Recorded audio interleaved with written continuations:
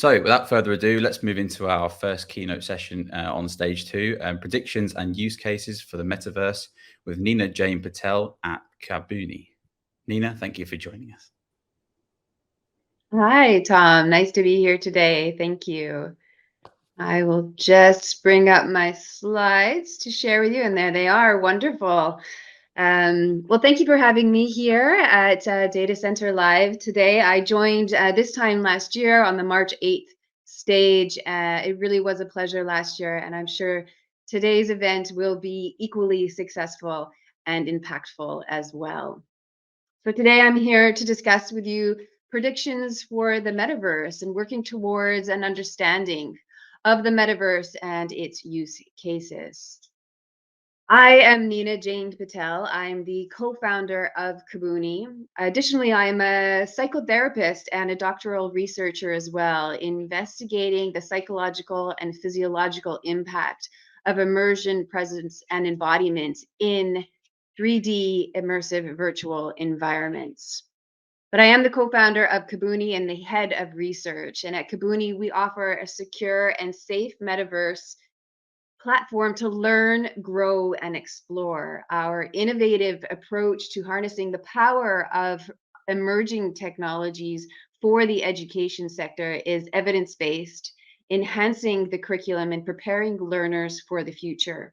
Our Learn to Earn model fosters engagement and unlocks learners' design potential, providing purposeful education that elevates life and prepares learners for the future of work.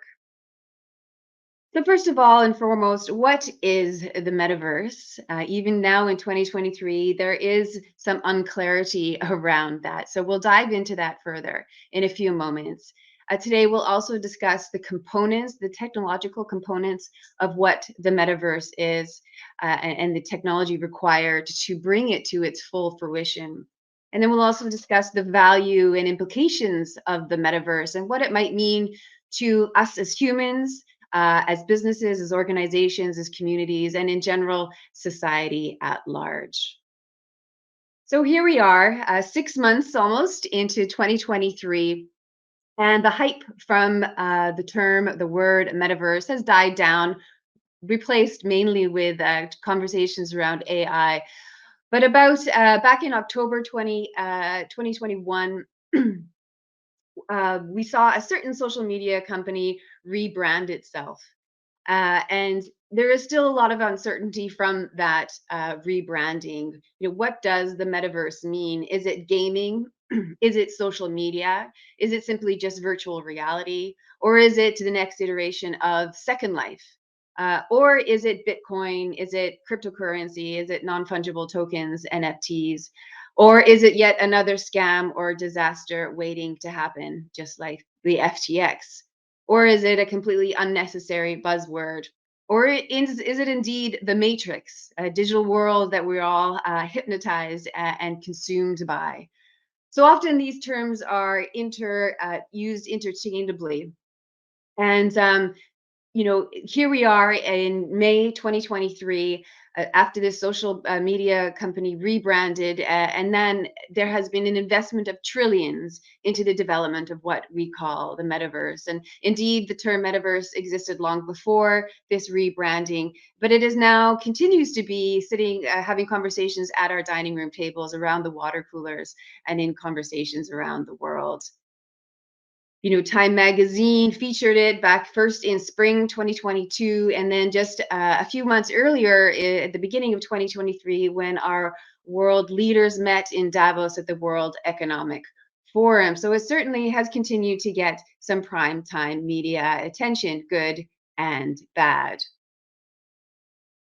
And you've probably already heard this metaphor, but we are basically going back to understand our future. We're going back to 1995, a similar time in the state of when the internet was made available to us as consumers, available to the public. And we're at that early level of adopters in which we are seeing the same number of users in the early days of the internet now being a similar number of early adopters, early users in the metaverse. And if you remember way back in 1993, We even then called it the information superhighway. So potentially we might not even be calling it the metaverse in the next 20 to 30 years. But one thing is for certain is that in 2023, we are in a similar state of confusion as we were in 1995 with the metaverse. But we are basically describing the next iteration of the internet as the metaverse, as the metaverse, and it continues to garner research and development and massive amounts of investment and interest in the world. And use cases are growing significantly across consumer, industrial applications, and enterprise industries as well. And it's necessary to understand the social implications of the development in tandem to the unleashing of the technology to us as the public.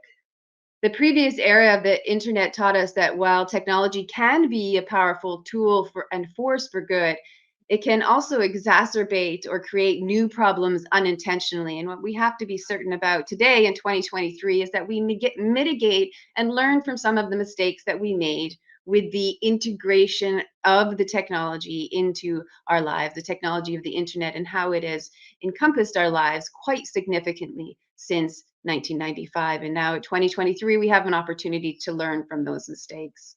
But how is the metaverse different? What is it that really has the potential for significant impact for changing our human interaction, our workplaces, our education system? What is the technology exactly? Well, we talk about it as the evolution of the internet, where Web 1 gave us access to information in capacities that humans had never known before and really democratized that access to information. Web 2 then connected us not only to that same information and expanded that information, but also then connected us to people, and the economy was integrated into the system of the internet, where we were now never imagined that we put our credit card details onto online, but now do that on an absolutely daily, multiple times a day. And also the advent of mobile phones, smartphones allowed for that integration even further. And now Web3 not only connects us to information, not only connects us to our financial systems and our to people as well, but now it connects us to places, so that it has locations and spaces, but also things like digital assets, so that we can move from one virtual digital environment to another with us. So we have digital ownership within the metaverse. Now, furthermore, and what I find most interesting as a psychotherapist, researcher, and as a mother raising children in this era where we are talking about the metaverse and immersion, presence, and embodiment in a 3D digital environment, is the level of change that we are embarking on in our relationship to the digital synthetic worlds, and by proxy to each other, our relationships to each other. Before the internet, before 1993, we all agreed that the physical space was where we engaged with one another, where business would happen, where we would communicate. And then the internet came along, and we had the digital world, where it now gave us opportunities to engage and interact and do business in a digital environment. But the physical world was still very far away, kind of metaphorically symbolized by the modem dial-up tone. The distance to the digital realm was quite far away. Web 2 then brought that closer together, in which our physical and digital worlds are quite close together, but still very separate, in that there is a bridge between the digital and physical that needs to happen and occur every time we want to access the digital environment. And the proposal with the metaverse is that it is now integrated into our physical world, where we are experiencing the physical and the digital at the same time. And we are seamlessly moving through the physical and the digital at once, in this sense of convergence, where we can be physically interacting and digitally interacting at the same time. And so this is a very interesting concept in our perception of the digital world, of the digital experience, that we're moving from a flat media accessed through our smartphones, our iPads, our desktop computers, and viewing it in the third person, and moving to immersive media experienced in the first person. We are stepping inside of the virtual world, the synthetic environment. We're no longer observing it from our device, but we're stepping into it and become the participant on the inside. And this gives us potential for heightened digital experiences. Our emotional response to experiencing digital interactions in the first person is significantly higher than it is through a device in the 2D. So that describes the overall vision of the metaverse, which we certainly are not at. And it describes the opportunity that the metaverse brings to us in terms of heightened human interaction through our digital experiences that is now converged with the physical world simultaneously in an interoperable, seamless environment where where the lines between the physical world and the digital world are blurred, and the fidelity is such that we may question what is real or what is physical and what is digital. And I always beg to question, what does that mean for children growing up in this era? But now we're going to talk about the components of the technology. It is a vision. The metaverse is a vision that we are not experiencing in its full fruition at this moment of time. But what we need to do right now in these early days, remember we're back in 1993 when we didn't quite comprehend the internet or the information superhighway. We're back in this kind of confusion and blurriness and mystical era of exactly what is the metaverse. But essentially, we can break it down into seven technologies that we're all fairly familiar with at this point in their silos. I've spoken to predominantly around virtual reality and augmented reality today, which allows us for heightened human experiences within our digital environments through the headset, through other wearable devices or smart glasses. And the hardware will continue to advance to not be the clunky headset that we have today, but will improve to be able to be a more frictionless experience. The second component to the metaverse that we're all talking about right now is artificial intelligence and applied machine learning, where we have the opportunity to engage and access information through AI, through information data sets that allow us to move more quickly, that allow us to solve problems more quickly. And if we combine that with VR in a text activated artificial intelligence empowered experience, then that is quite mind blowing. To be able to create 3D dimensional objects in that virtual augmented world from the speech of two word or two prompts that allow us to experience that in a 3D synthetic world. That can also be enabled and empowered by the third component of the metaverse, which is blockchain with decentralized ledger technologies that allow the smart contracts and transparent interactions. We talk about this a lot in the financial systems and DeFi, but that is a piece of the puzzle of the metaverse that integrates our e-commerce and other systems as well, that allows for transparent and decentralized mechanisms for interactions and engagement with those digital assets. Another piece of this is the Internet of Things, and this is actually more tangible right now in the context of our wearable devices. A lot of us wear biometric measuring sensors that allow us to understand our heart rate, allow us to track our health. And that integrated into VR or AR, along with AI and machine learning on a blockchain, really is a powerful tool from a healthcare perspective, from an education perspective, but also we have to be concerned about from a surveillance perspective as well. Deeper into this and potentially less tangible as a component for the metaverse are the brain computer interfaces or the body computer interfaces. Instead of headsets, it's chips implanted or contact lenses inserted into our eyeballs. That feels further away, but be certain that the technology is being worked on at this moment in time. Apologies. Dog barking in the background.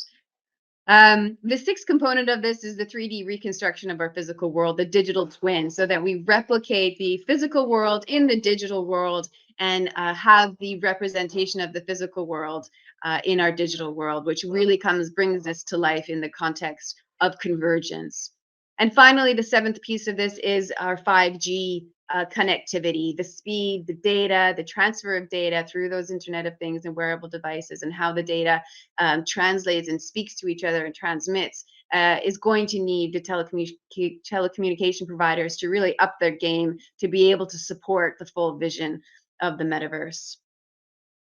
So there's a lot there, 7 components all being developed right now in silos, but having significant amount of research and development, and also significant amounts of investment that are driving the full vision of the metaverse to become to its full fruition, in no doubt within the next 10 years. Piece by piece, puzzle bit by puzzle bit, it will come together. And I'm certain that we all agree that we are working towards the vision of a metaverse that is interoperable and seamless and integrated into our lives in ways that we cannot yet quite comprehend.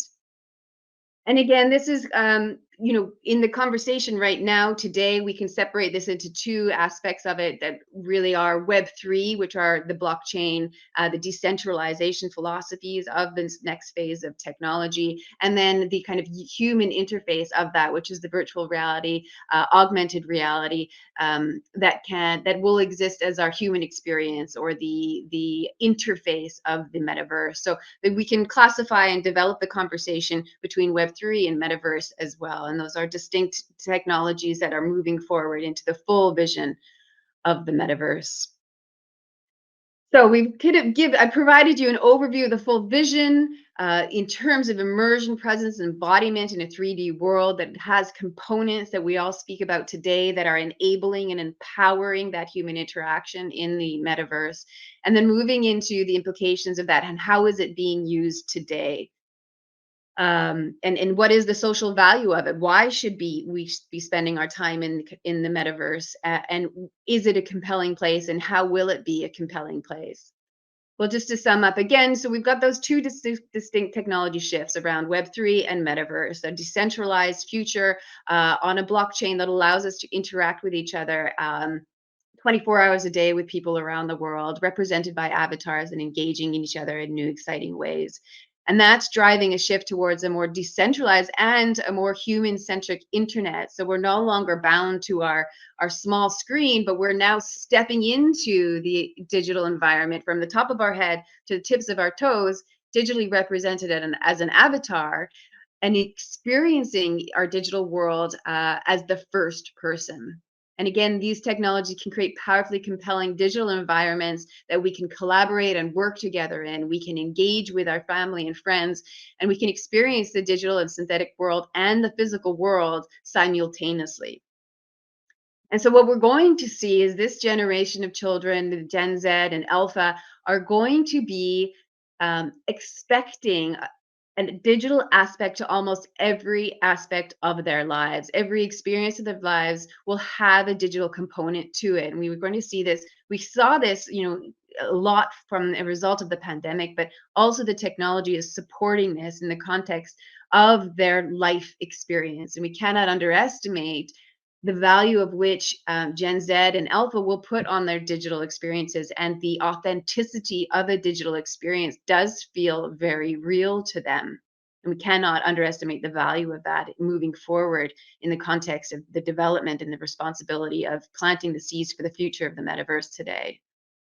And so again, we see those heightened emotional experiences through immersion, presence, and embodiment. And then we also have digital ownership within the context of the blockchain and non-fungible tokens, a very low-hanging fruit in the conversation, but it gave us a taste of the desire to own digital assets that creates compelling stories and emotional connection to our digital experiences. And that's where there's a lot of value today in the context of the metaverse is, we're back in 1995, but there are Gen Z and Alpha will be increasingly spending their time in digital platforms, and marketing teams and advertisers are looking at how to access those communities who are coming together in these digital spaces and understanding how to engage with them, create community, and drive loyalty through the platforms that are existing today, which to me, maybe to you as an older adult, aren't that compelling and aren't that interesting. And we kind of shrug our shoulders to say, okay, well, that's just for kids. But Now is they're planting the seeds for an entire generation of future customers and engaging with them on the level that they are demanding to be engaged with. So we're seeing recently Oreo cookies launched in Horizon Worlds, Oreo World, where you can engage with Oreo cookies in new and exciting ways. We would argue that's not a really fundamental aspect of life right now, but it is providing an opportunity for Oreo cookies to access a new market, new demographics, and new customers, and driving brand loyalty through that. And we're seeing that a lot heavily in fashion and retail, no doubt about that. And so it is clumsy, it's clunky. We might not quite get it, but certainly younger generations do get it, and they have a sense of authentic experience within these areas.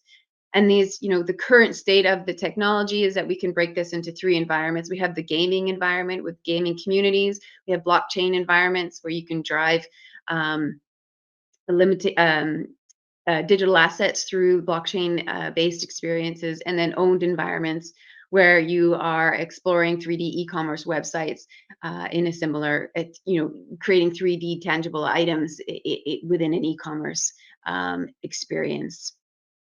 And so there is currently in this early days, the early adoption of how are we going to make the metaverse a compelling place, and how do we connect with the people who are already engaging in these spaces. We're kind of comparing it from a passive experience, print, TV, radio, which feels, almost very traditional at this point. The current state of how we engage in social media, we're scrolling, the algorithm feeds us information we show an interest in. And then there's what we call an enriched experience, in full immersive virtual environments where immersive marketing and bringing to life those heightened experiences, those emotions that drive authentic experiences and levels of connection to brands and to businesses that are exploring this space right now. There's huge opportunity. There's significant amount of investment. There is a significant amount of money being made in terms of communities and how they are engaging in these spaces, and the brands that are driving customer loyalty within them. And of course, I've all seen the latest headlines about, is the metaverse dead? That is a really interesting conversation to be a part of. The hype is dead, but certainly the metaverse is not, in this way that I've described it, as the technological components that will comprise the metaverse. We are heading in this direction. And in the metaverse, human interaction and purposeful metaverse experiences will define a compelling metaverse in the future. It has to have intention, it has to have purpose, and it has to have impact. So the future use cases for metaverse in its full fruition, I think we can all agree that education and healthcare will be some of the most impacted in the context of how we access and democratize access to the future of education and healthcare, providing new opportunities for immersive experiences and access to them that traditional methods just cannot provide. And while some may argue that the metaverse needs saving, it actually doesn't, because the components of the technology are moving, and the fading around the hype is actually a positive development, as it allows us to focus on the true potential of the metaverse and the 3D digital synthetic world, so that we can build it and focus on making it intentional and purposeful and impactful for society at large. From an educational perspective, and also from a healthcare perspective, the metaverse offers new dimensions, new opportunities that I think we can all agree, where data-driven strategies can guide us towards meaningful experiences. And there's use cases in much academic research showing the efficacy and the impact of virtual environments and using the data for good. So as the metaverse evolves, the 3D virtual environments will become increasingly interconnected and interoperable, again, fostering collaboration, will continue to shape human interaction and use cases as it expands. So that's the current state of the metaverse in the context of its value today. And again, reminder that we are in the early stages of the metaverse and its user adoption. Some of us do not believe that it is the future, but indeed, when we describe it as those 7 components moving forward together, we are working towards this convergence of accessing our digital and physical worlds at once and being able to seamlessly interoperate between the physical and the digital world and the realm of virtual worlds within that. And so I describe the need for us to plant the seeds for a metaverse with purpose. I don't believe that the strongest use case for the metaverse is just another platform for us to market and to advertise each other, to sell each other goods. It has so much more potential than for another revenue stream. It has the opportunity to provide heightened experiences where we are engaging in new exciting ways and balancing that in our offline world as well, so that we do not create this dystopian future that we are all somewhat fearful of, but that we use it intentionally and purposefully and integrate it into the systems of society that need it most, education and healthcare, to provide the future innovators, the future leaders of the world today, and integrate the technology into their processes and their thinking today and moving forward into the future. And to do that, we need to work together on all levels of society, from a macro to the individual, from governments to policymakers to educators to parents and caregivers. We all have a responsibility to develop the metaverse in its full vision by planting the healthy seeds that it requires today. We are called to be architects of the future, not its victims, to quote a brilliant architect. And a call to action today is, with your knowledge, your skills, your talent, to dive into an understanding of the metaverse so that you can be a part of contributing and shaping the future of the metaverse, to do more good than damage. A successful vision of the metaverse is one that sees the components of the technology coming together in integrated, intentional, responsible, safe, and trusted ways. And there is one thing that we cannot argue about, I do believe, is that we are living during a most extraordinary time in human history, with the advent and the continuation and the development of virtual reality, augmented reality, AI, all of the components that are going to comprise the metaverse. It is a very exciting time to be human. And what we need to do is plant the seeds to prepare our children and the next generations to be able to thrive in the future, which includes the metaverse. And that is the end of my presentation. Thank you very much for listening. Thank you very much. Yeah, no, thank you very much, Nina. And like you say, it is an extraordinary time to be alive, especially in the digital era. I'm curious as well, though, because you mentioned there about some of the sort of applications in terms of like marketing. Yeah. How do businesses kind of ensure that they're using ethical practices when it comes to data in the metaverse? Well, there are several practices that you can continue to use in the current state of how we use data in terms of complying with GDPR, et cetera. And so the current data that you have access to is very similar to the metrics that exist on social media platforms today. So adhering in the context of how you're using 2D platforms is very similar. I think moving into the future in terms of wearable devices that we can associate into the metaverse, we do need to start thinking about those biometric markers that we can now measure in the metaverse, which include eye tracking data, heart rate, galvanized skin response, even brain signals. If we start thinking of the brain computer interfaces into the metaverse and how we could really understand the psychological behavior of a customer or a consumer within the realm of the metaverse. There's a lot of work to be done, which is happening from organizations around the world, including the World Economic Forum, Responsible Metaverse Alliance, the Metaverse Standards Forum, even Interpol is considering how this data will be used in the future. And so there are no defining regulations or protocols at the moment in the context of those biometrics, but there is a foundation being laid for preventing the manipulation of consumers in the way that we've seen it on the 2D social media internet experience. Sure, and kind of on that point about our sort of concerns about the metaverse, I guess, what are the issues that are kind of unique to the metaverse in terms of privacy, security, accessibility, and what measures can be taken to action those?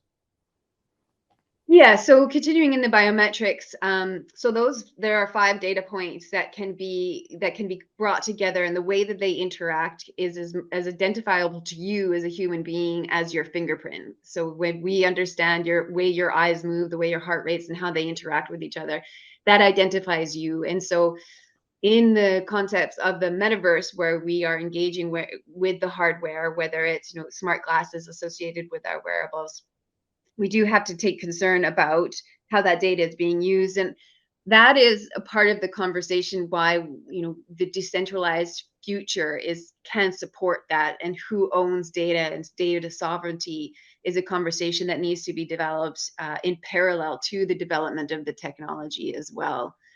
And part of being a very exciting time in life right now for the world is that we're having these conversations around AI, around biometrics and its use in the metaverse, and developing the thinking around this. And there are, there's opportunities for innovation. There's, opportunities for new inventions. And problem solving that can support us moving forward here. So I always suggest to people that instead of approaching it with that fear about what is the technology, what is it doing to us, how is it going to manipulate us, let's work together to mitigate the problems and find the solutions, because it's not the technology that's preventing us from using the technology effectively and purposefully and intelligently, but it's the systems around it, the business models, the ROIs that are being demanded that allow the kind of prioritization of business objectives over the priorities of social objectives and individuals. Mhm. Of course, yeah, and I'm going to sort of move on to kind of the opportunity side now and getting into sort Mhm. of not the doom and gloom side of metaverse, but we're going to talk Yeah. about what opportunities it brings. And I've got a question here, which is it kind of maybe a very broad one from the audience, but what investment opportunities are there for the metaverse? Sorry, can you just clarify in terms of a business moving into the metaverse, or in terms of investment into companies that are already in the space in the metaverse? Unfortunately, that's a question from our audience, Okay. so I'm not quite sure on that, but maybe you could touch upon both, if that's Yeah, I think in terms of an existing business that's interested in moving into the metaverse space, again, we're back in 1995. It's unclear where the true ROI is on metaverse. Obviously, gaming is really one of the first, most tangible, lowest hanging fruits of how to engage with communities that are existing in and already engaging in the technology. I think where we're seeing kind of a disconnect is inviting offline customers into the metaverse, and then there being an unrealistic set of expectations that aren't met, and that's where we're seeing kind of a disconnect in terms of what people experience when they're for their first metaverse experience. And so I suggest that this is a longer term strategy, and you take one step at a time to experiment and to engage in an R&D fashion, and and partner with agencies and organizations that are understanding the new metrics, the new measurements of success in a 3D experience. Because they're not the same as a 2D experience. It's no longer about how many clicks or how many likes or how much time is spent or how much we revisit it. The metrics are different. It's about how people feel about the brand or the experience in the 3D space. In terms of, there are, I attended a parliamentary session at the House of Lords on Monday discussing the current state of startups in this space in the UK. And there is a lot of exciting activity happening, and there's massive amounts of investment from a government perspective to incubate of technology and startups. One of the concerns around that is that they incubate here and then they move to larger markets and are bought by US companies. And so there is a call for further investment for innovative startup technology across the components of the metaverse, all those 7 components. And for England and the UK to establish itself as a true innovator in this space, and own some of the culture and the value that Britain or England or wants to see in the future, because it is predominantly being led from the US right now, and it is I think an issue of national concern to be able to create the future of this technology with the values of each individual country and culture. And that's another kind of global issue that governments will have to grapple with. But lots of opportunity for investment if you're interested in entering into this space for those innovative startups. Of course, and a positive note to end on, because unfortunately that's all we've got time for. But thank you very much, Nina, for joining us at Data Center Live. Yeah, thanks, Tom.